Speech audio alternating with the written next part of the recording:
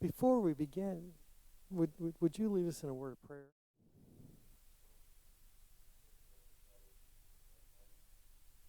Mm.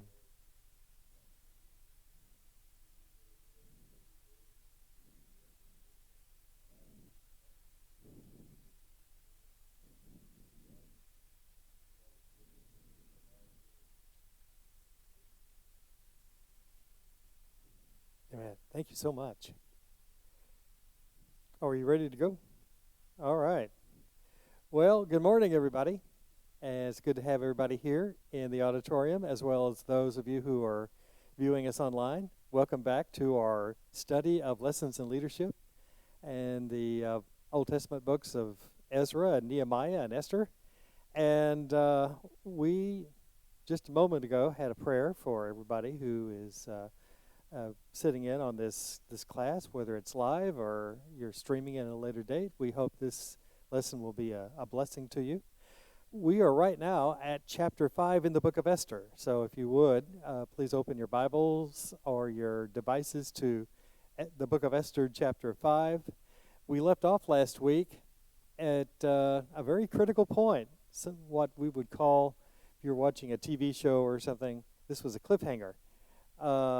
Because we know that the villain of the piece, a guy named Haman, is so mad at a guy named Mordecai that he doesn't just want to get rid of Mordecai, he wants to wipe out the entire Jewish race, at least in the Persian Empire. So he finagles King Xerxes to allow him to issue a decree to do that. And as you can imagine, shock is just ricocheting throughout the empire. What is going on? People who are not only the Jewish folks, but also their non-Jewish neighbors who are just mystified as to what's going on. And among them is Mordecai, Esther's cousin, her guardian protector, and the guy who basically got this ball rolling by not showing Haman what Haman thought was the proper respect, because Haman is a very vain kind of guy. So Mordecai sends word to Esther, who is basically holed up in the king's harem, cut off from the world, isolated, not knowing really what's going on outside. And he sends word, along with a copy of decree, saying, Esther, your husband has just approved this edict that's going to wipe out the entire Jewish race. You've got to do something about it. You've got to go to him and talk some sense into him and plead for mercy. Esther, being in what probably is a very human response, plays it safe, basically points out all the reasons why she can't do that, and in her mind, good reasons. Well, I just can't go up and talk to the king. The standing rule is if it's anyone dares to do that without an invitation by the king, whether it's me or Joe Blow on the street, they get put to death. They lose their heads. Something terrible happens to them, and they die, and probably not in a very nice way. And even though I'm the queen, I'm not necessarily the king's favorite person. In fact, I haven't seen him. He hasn't sent for me in a month. So I don't know the next time I'm going to be able to have an audience with him. So, no can do. And so Mordecai doesn't accept that answer. He sends back a message that basically says three things. Hey, don't think that you're safe from this edict. It applies to you too. If they figure out your race and your background, you will die along with all the other Jews. I trust God for the outcome on this, and I have faith in him that he'll deliver us from this terrible situation. But if you fail to act, that deliverance is going to come from somebody else, from some other family, from some other individual, and not from you. And as a result, you may lose your life in the process. And then he throws out this statement that is probably one of the most profound and significant in the Bible. He says, "Who knows but that you've come to your royal position for such a time as this?" Think about it, Esther. there may be a very good reason why you, out of all the women in Persia, you have been selected to be the queen. Could it possibly be that God has put you here and has arranged situations in your position so that you can intercede for the Jewish people at this very, very critical time? Well, that changes her mind. She goes back to Mordecai, or she sends word back to Mordecai and says, all right, here's what we're going to do. I'm going to fast for 3 days. So are all my assistants and attendants. I want all the Jews out in the empire to fast for me for 3 days as well. Fast and pray. Focus on talking to God and what he wants us to do. After that 3-day period, I'll go to the king, even though it's against the law, and even though I am literally putting my life in his hands. And if I perish, I perish. So be it. My life is in God's hands, but I'm going to do what you've asked me to do. And what I believe God wants me to do. So that brings us to the opening of chapter 5. It's 3 days now. I don't know about you, but I can't go very far. I can't go 3 hours without eating something. Think about 3 days. Esther must have felt pretty brittle by then. But even so, a little shaky, but she puts on her royal robes and dressed appropriately. She stood in the inner court of the palace in front of the king's hall. The king was sitting on his royal throne in the hall facing the entrance, so she's directly in his line of sight. She's committed now. There's no way out of it. What's it going to be? Well, verse 2, when the king saw Queen Esther standing in the court, he was pleased with her and held out to her the gold scepter that was in his hand. Yay! So she's not going to die. Good deal. So Esther approached and touched the tip of the scepter. And then the king asked, what is it, Queen Esther? What is your request? Even up to half the kingdom, it will be given you. Maybe not literally, but, that's just a flamboyant way of saying, I'm so glad to see you, and if there's something you want, I'll just fall over myself, just try to make it available to you. This is her response. If it pleases the king, replied Esther, let the king, together with Haman, come today to a banquet I have prepared for him. Gee, you've got this critical situation that's got to be resolved. And her response is, hey, honey, I'm thinking of having lunch. Why don't you come on over and bring your friend Haman with you? What's going on here? Well, all sorts of possibilities here. She may have had a momentary loss of courage. Instead of just coming out with it, well, tell you what, I'm going to play for time a little bit, get my wits together and think about what I want to say, and we'll have a banquet. It could also be, and I suspect it's this, that even though she's the queen and the king is her husband, you just don't go out and just make a bold request right offhand. You have to play the little diplomatic game. And so the diplomatic game is, honey, let's have a banquet and bring your friend. And so she's kind of going through these steps of leading up to her big request. It pleases the king, and so he says, verse 5, bring Haman at once, the king said, so that we may do what Esther asked. So the king and Haman went to the banquet Esther had prepared. As they were drinking wine, the king again asked Esther, now, what is your petition? It will be given you. And what is your request? Even up to half the kingdom it will be granted. Hey, I am totally open to what you would like for me to do. Lay it on me. Well, Esther replied, my petition and my request is this. If the king regards me with favor, and if it pleases the king to grant my petition and fulfill my request, you can hear kind of the drum roll in the background, just waiting for the big reveal. This is Esther's request. Let the king and Haman come tomorrow to the banquet I will prepare for them. Then I will answer the king's question. Well, a little more delay. Maybe this is part of the diplomatic procedure. You don't have one banquet, you have at least two.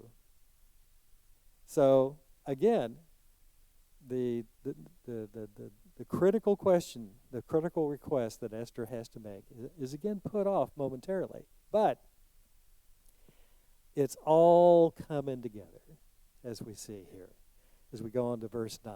Haman went out that day, happy and in high spirits. But, this is a big but, when he saw Mordecai at the king's gate and observed that he neither rose nor showed fear in his presence, he was filled with rage against Mordecai. It's amazing that just one man, one memory, one situation can ruin Haman's day, but that's what it does. Nevertheless, Haman restrained himself. He had to restrain himself. He must have been in just some kind of purple rage, just ready to explode. But he restrained himself and he went home, calling together his friends and Zeresh, his wife, his posse, I guess, people who just follow him around and, just listen and try to look as interested as possible and agree with everything he says. Well, Haman boasted to them about his vast wealth, his many sons, at least 10 of them, and all the ways the king had honored him, and how he had elevated him above the other nobles and officials. And that's not all, Haman added. I'm the only person Queen Esther invited to accompany the king to the banquet she gave, and she has invited me along with the king tomorrow. Great news. Hey, congratulations, Haman. You are indeed big stuff. But there's a fly in Haman's ointment. All this gives me no satisfaction as long as I see that Jew, Mordecai, sitting at the king's gate. He is still stewing over the fact that he saw Mordecai and Mordecai didn't pay him proper respect like he should have, like the law demanded, and he is just absolutely outraged. Kind of reminds me of a story, some of the research that I've done. I'm sure if you watch television, you're very familiar with the network, CBS, and still a major player in television. Well, back in the day and back in the era in the 1960s of 3 television networks, and that was all you had to watch, unless you wanted to watch educational TV or snow on your TV screen. Basically, you had 3 channels, 3 networks, one of them CBS. There was CBS, and basically there was everybody else. That was how successful they were. They were declared at one point to be the most powerful and the most profitable advertising medium in the world. They were making that much money. In fact, they were making so much money, they started buying subsidiary companies, stuff that really had little, if anything, to do with broadcasting. They bought guitar companies. They bought sports teams. They actually bought the New York Yankees for a while. Yankees didn't do all that well under him, but hey, they went into publishing. They, you name it, they basically bought it. And they probably really didn't care whether the companies they bought made money or not. Basically, the philosophy was, if we don't buy a company and lose money on it, we'll wind up just having to give that money to the government anyway in taxes. So it was tax shelters and tax dodges. That's how rich and powerful they were. And the head of CBS should have been very, very happy about that, because they were just overall eating their competitors alive. And one day, the head of programming went into the head man's office. The head man was a guy named William Paley. And the programming chief came in with what he thought was very, very good news. The ratings had just come out. And CBS had 9 of the top 10 rated programs. Great news. That meant that practically everyone was watching CBS. There was CBS, and then there was everybody else. There was this piddly little audience for the other networks to pick over. Well, the programming chief comes in, delivers the news, and is expecting a pat on the back. Great job, guy. You're doing a wonderful job. we're in an enviable position to have 9 of the 10 top-rated programs. It just shows what a great network we are, what a great job we're doing, and what a great job you're doing. Now, go and prosper some more. You know, what should have been a very, very happy day, it was not a happy day at all. The response from Mr. Paley was basically a grumble. He was upset. And the reason he was upset was that even though CBS had 9 out of 10 shows, there was that 10th show. And he said something along the lines of, that darned old NBC. And I think he used stronger language than darn. But his complaint was, that darned old NBC, always holding out for one show. Always spoiling my day. Always spoiling our record. Very upset. Not one word about what a great job the programming division was doing. I think of that, and I kind of think of Mr. Heyman here, who is talking about his wealth, how things are going for him, how fabulously powerful and successful he is. All he can think about is this mean old Mordecai who won't show him the proper respect, and how upset he is. Well, Haman's posse picks up on that, and they say to him, and this is unanimous because the writer says all his friends said to him, have a pole set up, reaching to a height of 50 cubits, basically 75 feet high. And when we're talking about a pole, we're not talking about any old pole. We're talking about a form of execution. We're talking about a pole with at the upper end is a very sharp point, and they put the poor person who's going to be associated with the pole and basically impale him on it. Very painful and excruciating and cruel way to die.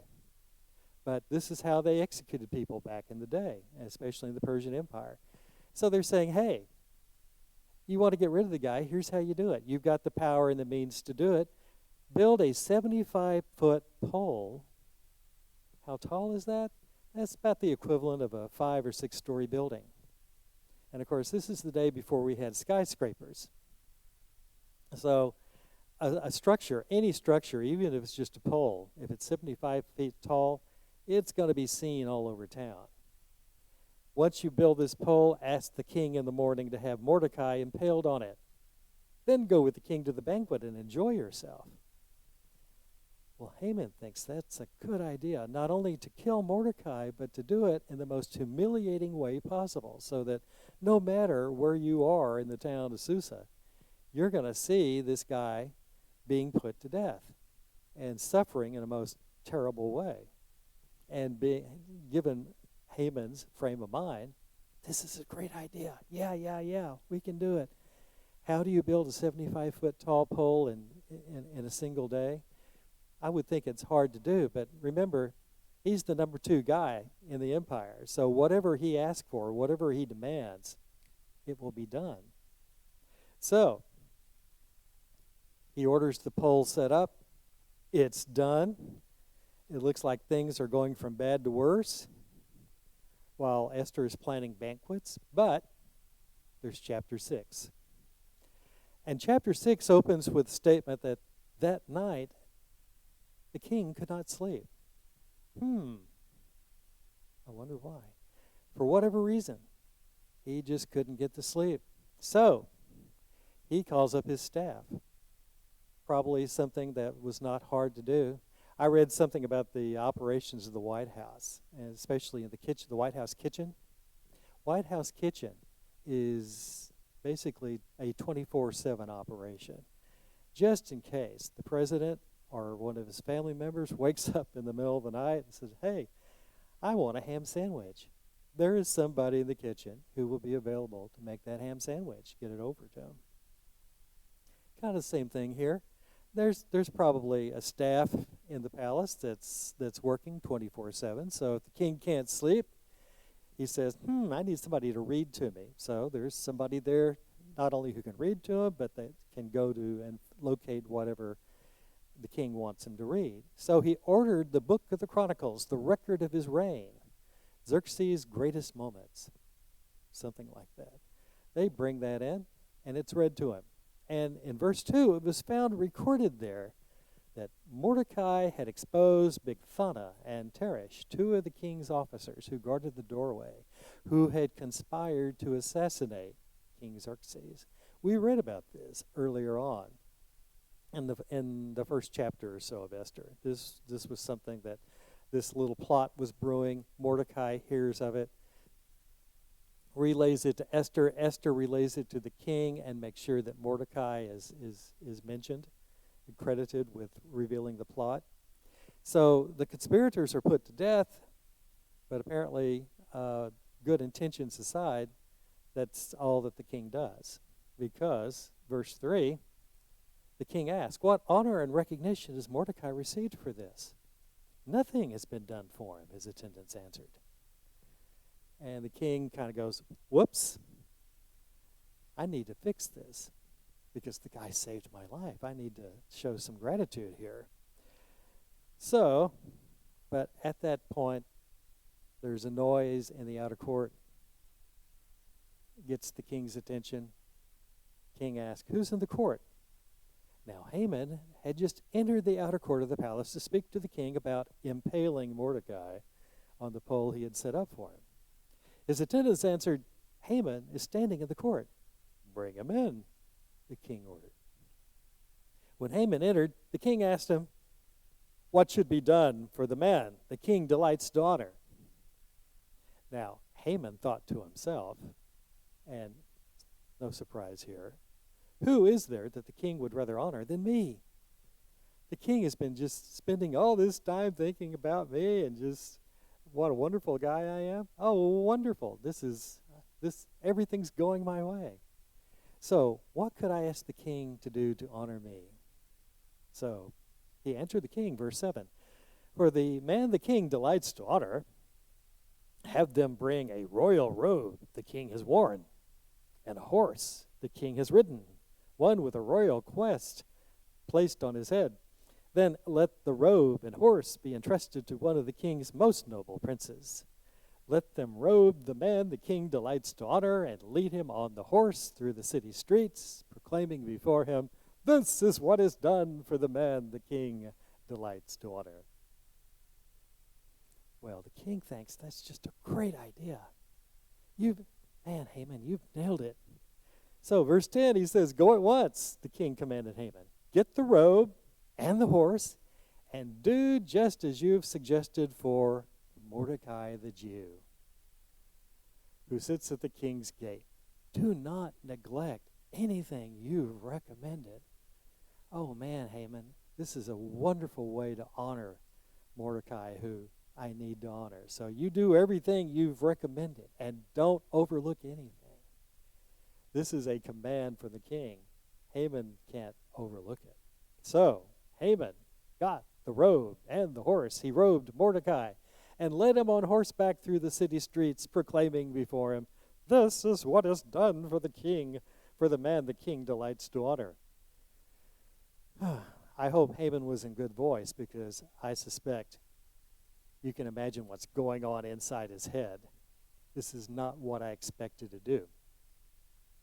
Afterward, Mordecai returned to the king's gate. For Mordecai, that was very nice, but hey, it's just another day, and I need to get back to my work here. But for Haman, altogether different response. He rushed home with his head covered in grief. A couple of ways of what scholars think was meant by that.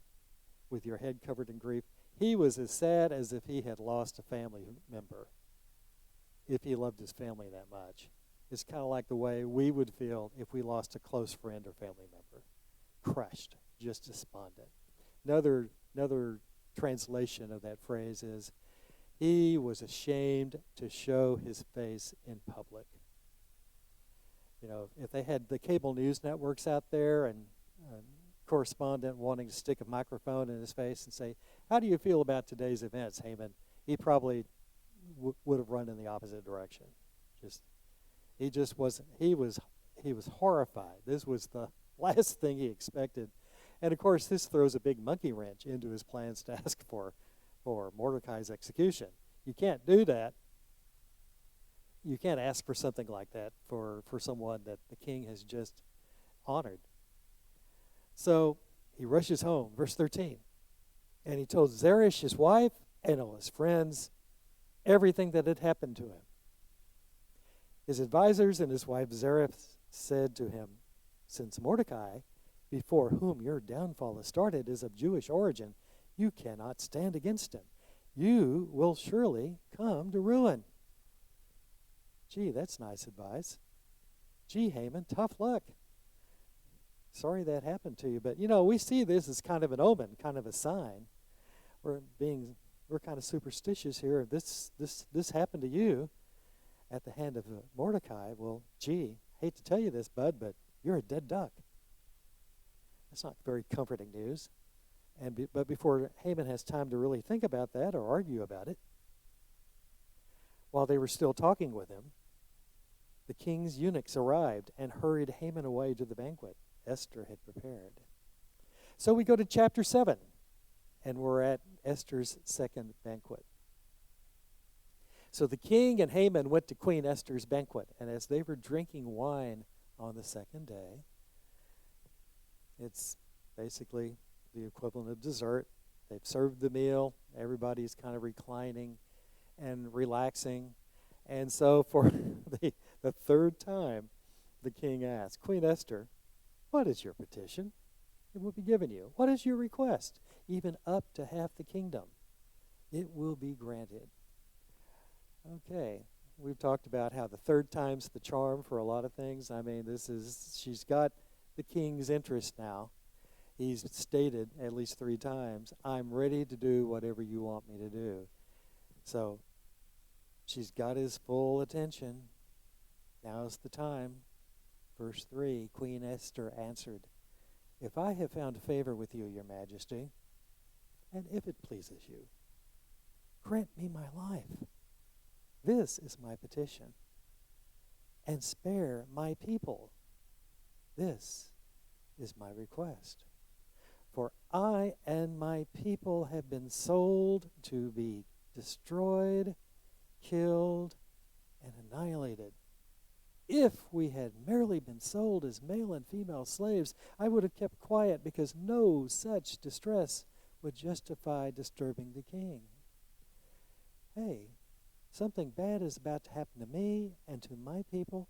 We're about to be killed and wiped off from the face of the earth.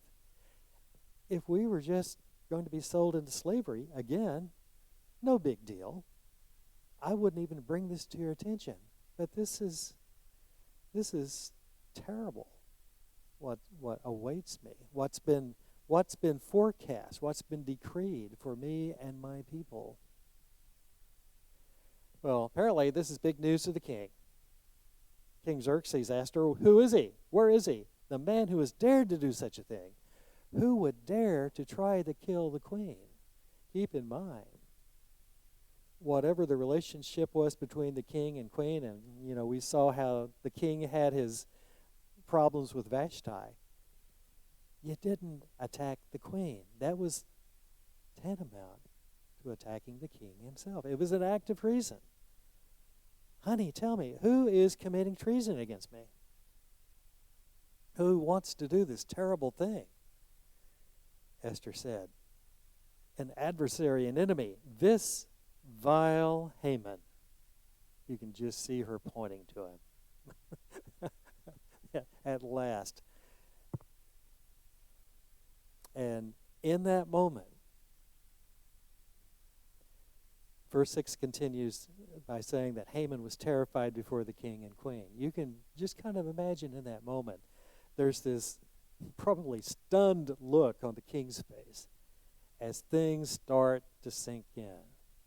He starts remembering the conversations that he's had with Haman, the veiled request that Haman made. Oh, your majesty, there's this group of people who keep to themselves, who obey only their own laws, and they're not really your friends, king.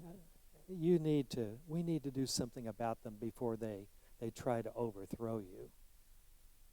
And without naming names, without basically just dancing around what he's really talking about, the king begins discovering, hey, I have been duped. I have been pulled into this stupid plot by someone who I trusted, someone who I thought was my friend. And you can kind of see the king's countenance begin to change. And Haman realizes in a split second, these guys are no longer my friends. The king, verse 7, got up in a rage, left his wine, and went out into the palace garden. But Haman, realizing that the king had already decided his fate, stayed behind to beg Queen Esther for his life. He probably figures at this point it's a waste of time trying to appeal to the king. Maybe Esther, maybe I can appeal to her good conscience or to her sweet nature. Oh, queen, you got to understand. I didn't know that this was going to affect you in any way. I just didn't know. I remember there was one executive at the place where I worked. Whenever things went wrong, his first response would say, "Oh, there must have been a miscommunication." I imagine that's what Haman said to Esther. "Oh, what a great miscommunication. Had I actually known that you were Jewish, I would never have thought about asking the king to implement this plot. Oh, queen, you understand." You know, and you can just see him just groveling and begging and saying whatever he thinks he can, whatever comes to his head, just to save his life.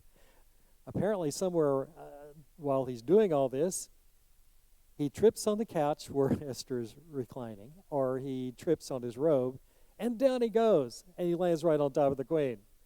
Because, verse 8, just as the king returned from the palace garden to the banquet hall, Haman was falling on the couch where Esther was reclining. Now, if the king had any doubts about or any reconsiderations about not doing something terrible to Haman, those probably went out in a heartbeat. Because the king exclaimed, "Will he even molest the queen while she's with me in the house? How dare you, Haman?" As soon as the word left the king's mouth, they, meaning the king's officials, covered Haman's face. Typically,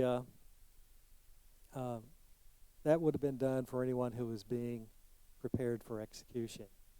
Not a good sign for Haman.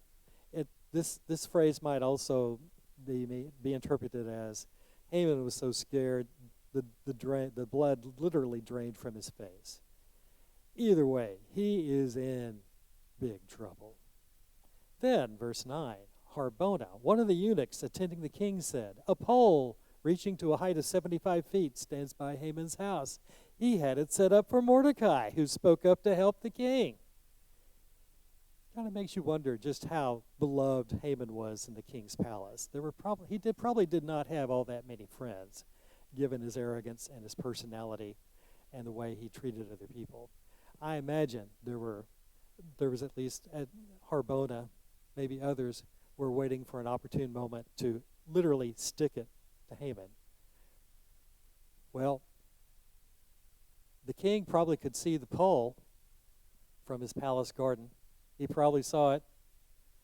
And his response is, "Impale him on it."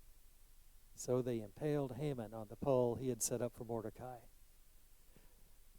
Which kind of is a warning to you to be careful what you plot against other people, or any kind of behavior where you mean-spirited or malicious action that you might plot toward other people, because it could come back on you.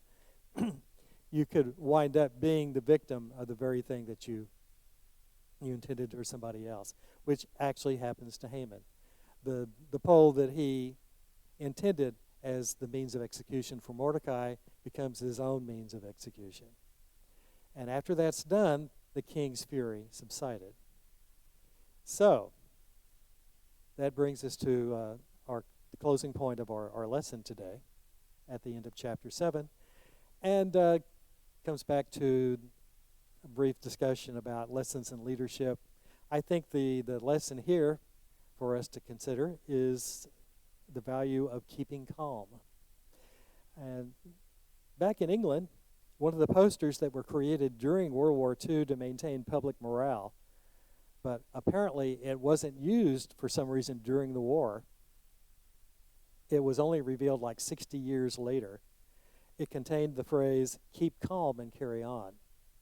And it's amazing how that phrase just caught the attention of people around the world. You saw that poster, that phrase being repeated, being printed on all sorts of things, for posters in the office, on coffee cups, on you name it.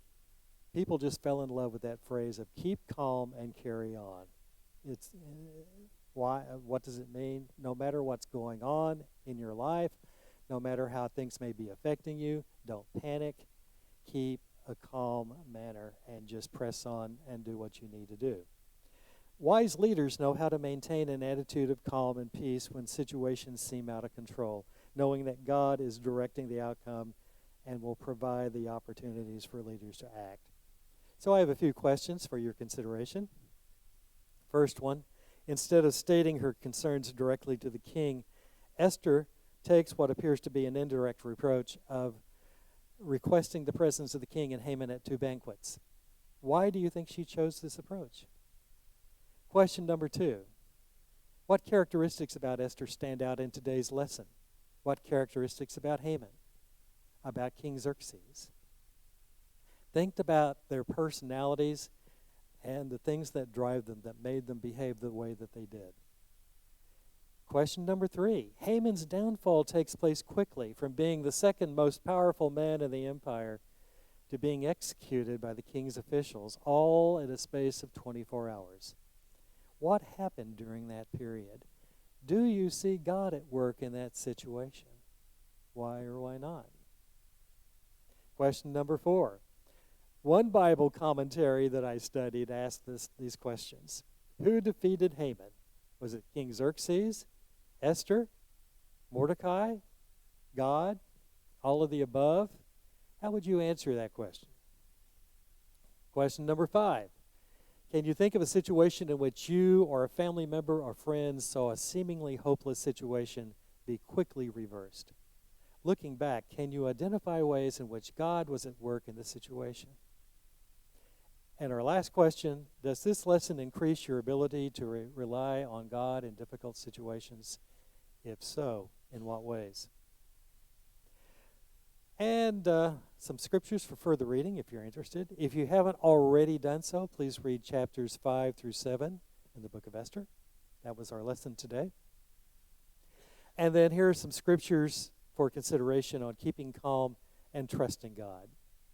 Exodus chapter 14, verses 10 through 14.